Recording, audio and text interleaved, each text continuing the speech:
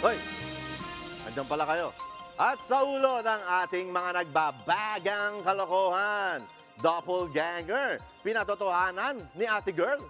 Tila isang makapagpigil hiningang kaganapan ng matuklasan ni Bianca Banaag na mayroon siyang kamuka online.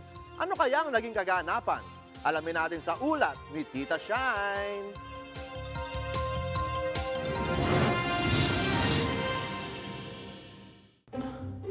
Ito talagang mukha na hindi makabasag pinggan. Oh, pak! Nako, ako na ata ang babaeng pinagpala sa lahat. Hindi ko ata kayang makipag-share ng kagandahan. Nako, pero bongga ito mga katropay. Meron tayong isang tropay na nahanap ang kakambal online. Sila na nga ba ang kambal sa uma? Panoorin natin to.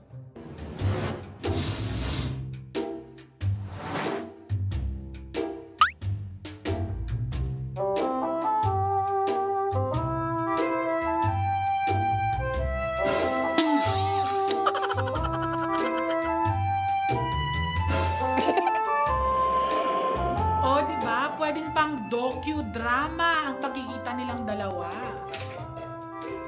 Oh! Oh my God! Sino ka? Bakit kamukha kita? Pinumulto mo na ba ako? Back to you, kagawads!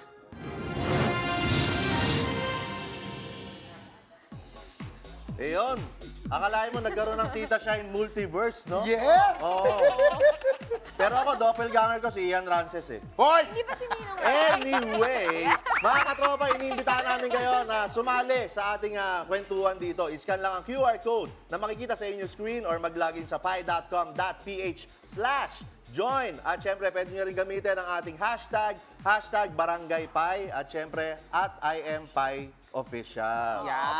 Pwede nyo rin i-follow ang aming social media accounts sa YouTube, Facebook, Instagram, Twitter at kayo nang bahala kung gusto nyo gawa ng tweets. Opo! At makareact din sa aming mga ulat gamit ang ating mga Pi-emojis at uulitin lang namin dalawang hashtags natin everyday, #BarangayPi at #PiChannel. Yo! Oh, grabe. And speaking of dalawa, nakita natin, dalawa sila, magkamukha sila, no? Kaya nga nagulat ako sa dalawang Tita Shine. Oo. Dito rin naman sa Barangay Pay may kambal, di ba? Yes, Ay, ako oo. kambal kasi kagawad Patsy. Ikaw Pero ito sobrang magkamukhang magkamukha eh. Oo nga. Actually, may mga ganun talaga sistema, no? Hindi mo lang kapangalan, may kamukha ka din. Bakit kaya? At alam nyo ba? Ano yun? Sabi nga ni Tita Shine, Pangatlo di ka ba? na. Pero kanina Oo. may binasa ako doon, doppelganger. Doppelganger. Paano mabigas doon? Doppelganger. Doppelganger. Ano ba ibig sabihin ng doppelganger? Yun nga daw, parang sa ano to eh, sa mga horror, di ba? Totoo yan, Sa mga naranasan paranormal ko. Totoo.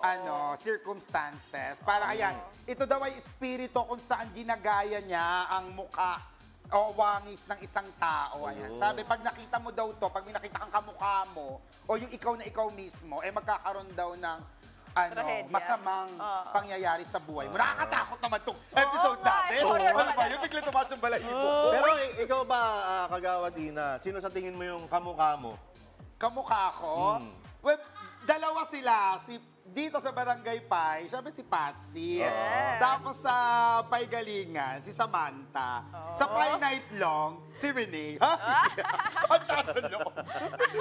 Ikaw, Abby, meron bang, may kamukha ka ba? Ganyan din kaganda? What? Hindi ko alam. Actually, Pero, pag pinapanood kay MNL48, magkakamukha kayong lahat. ayun, lahat sila kamukha ko.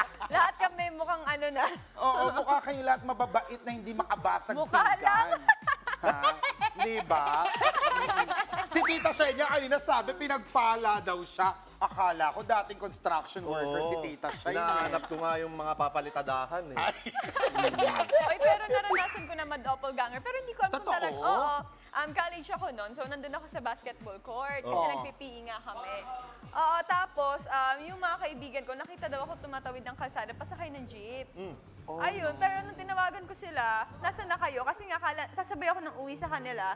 Nandun ako sa taas ng court. Akala nila, sumakay na ako ng jeep. Ay, nakakatakot naman yung ganun. Oo. Kasi may mga ganyan ding instances na sinasabi nila, kapag nakita mo daw yun nga, may mangyayaring masama. So, may nangyari ba sa'yong masama? Wala naman, buhay Wala pa. naman. Oo. Buti nakapag-chillax ka pa nun.